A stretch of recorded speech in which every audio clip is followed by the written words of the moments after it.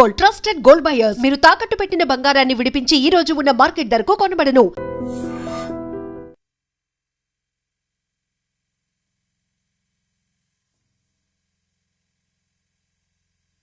So next వచ్చేది మేమే అనేటువంటి మాట అటు కాంగ్రెస్ చెప్తోంది, ఇటు బీఆర్ఎస్ కూడా చెప్తుంది.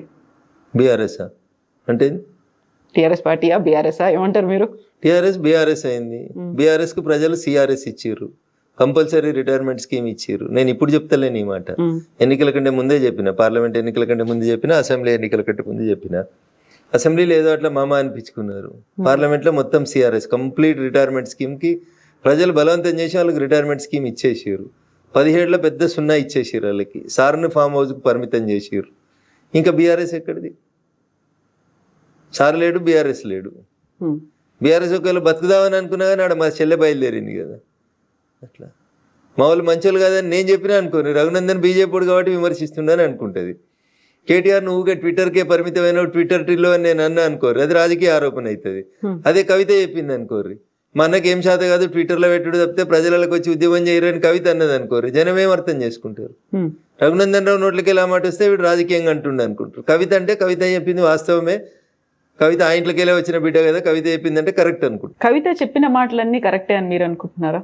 నేనైతే అనుకుంటున్నా, మీరు అనుకుంటలేరా? అందులో టీఆర్ఎస్ నుంచి బీఆర్ఎస్ దాకా ఎందుకు మార్చారో అనే మాటతో పాటుగా కేసీఆర్ బయటికి రాకపోతే మీరు అంత స్మూత్ గా మాట్లాడుతున్నారు. ఏం బీకి కట్టలు కట్టిరని మీరు తెలంగాణ నిడిచిపెట్టి దేశంలో రాజకీయం చేస్తామని ఒక ఆడపిల్ల అడిగింది. ఎవడనుంటే చెప్పురు సమాధానం దానికి. తెలంగాణలో మీరు తెలంగాణకి ఏం పీకి కట్టలు కట్టిరని ఏదో టీవీ ఛానల్ ఇంటర్వ్యూలో చెప్పలే కవిత గారు. ఆ కవిత నిండు శాసన మండలిలో చెప్పింది, on the floor of the house చెప్పింది.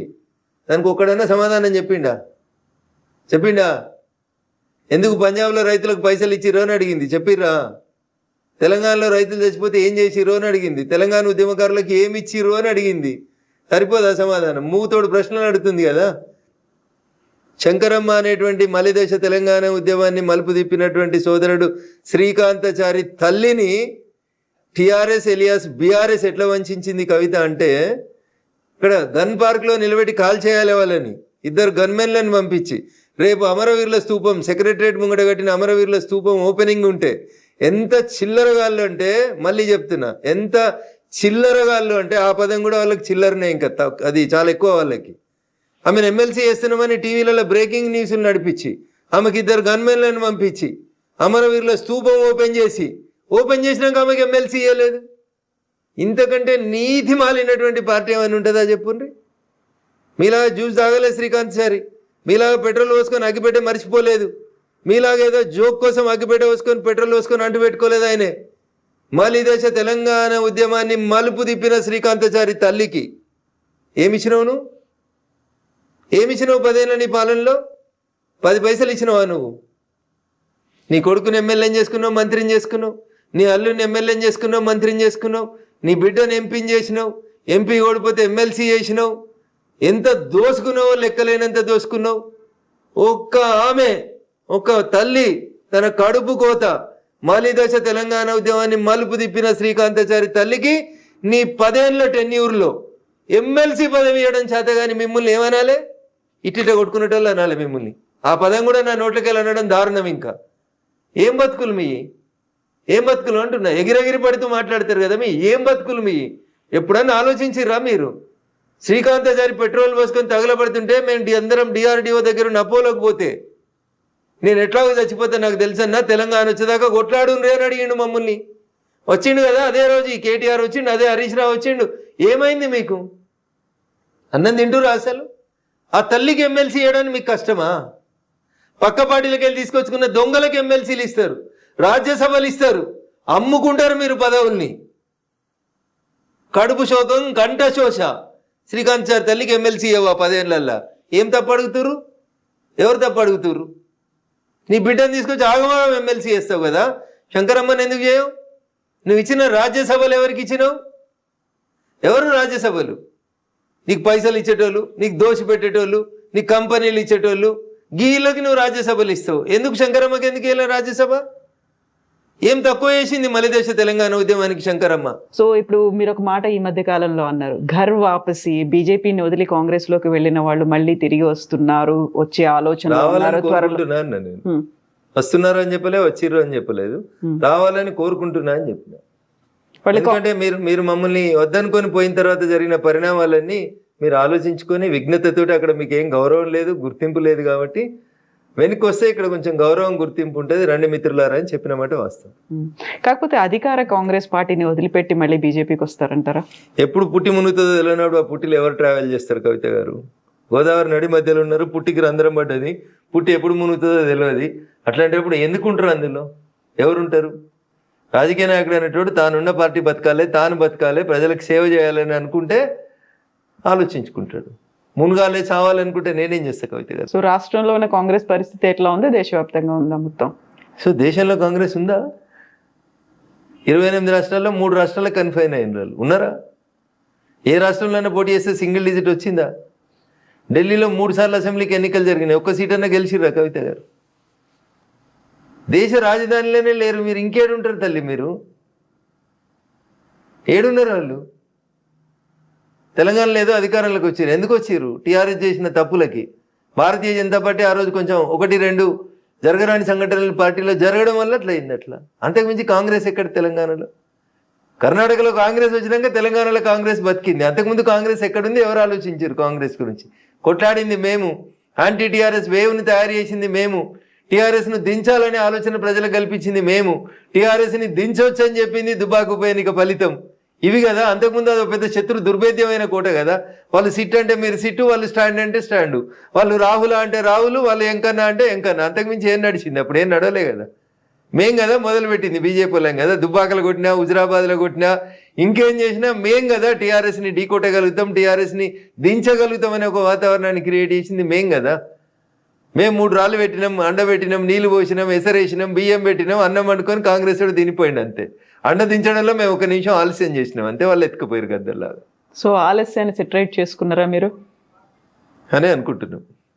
మొత్తం అంతా అప్పుడు గతంలో వచ్చినటువంటి 1-2 ప్రాబ్లమ్స్, సమస్యలు అన్నారు, అవన్నీ కూడా సరిదిద్దుకునే ముందుకు పోతున్నాం. జరిగిన పొరపాట్లను సరిదిద్దుకొని ముందుకు పోతుంటేనే పార్టీలైనా మనుషులైనా ముందుకు పోతూ ఉంటారు.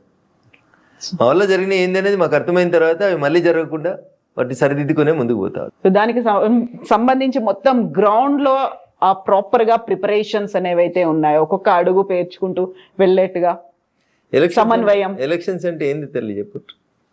ప్రజలు తీసుకునే నిర్ణయం, ప్రజల్ని ప్రభావితం చేయాల్సినటువంటి అంశాలు ఏంది, చేస్తున్న అంశాలు ఏంది, ప్రజలకు మనం ఎట్లా దగ్గర కావాలి, ప్రజలకు మనం ఎట్లా మేలు చేయాలి, ప్రజల్ని ఎట్లా సేవ చేయాలి, ప్రజల మన్ననలు ఎట్లా పొందాలి. ఇంతకు మించి మీరు అనుకున్నట్టు మేము మందు వంచలేము, మేము పైసలు వంచలేము. కాబట్టి we have our own limitations. మేము ప్రజల్ని ఎడ్యుకేట్ చేసి ప్రజలకు ఏది మంచి ఏది చెడు అనేది చెప్పి ఎందుకు భాగ్యనగరంలో కాషాయం జెండా ఎగరాలనేటువంటి విషయంలో ప్రజల్లో చైతన్యవంతం తెస్తూ ఉన్నాం.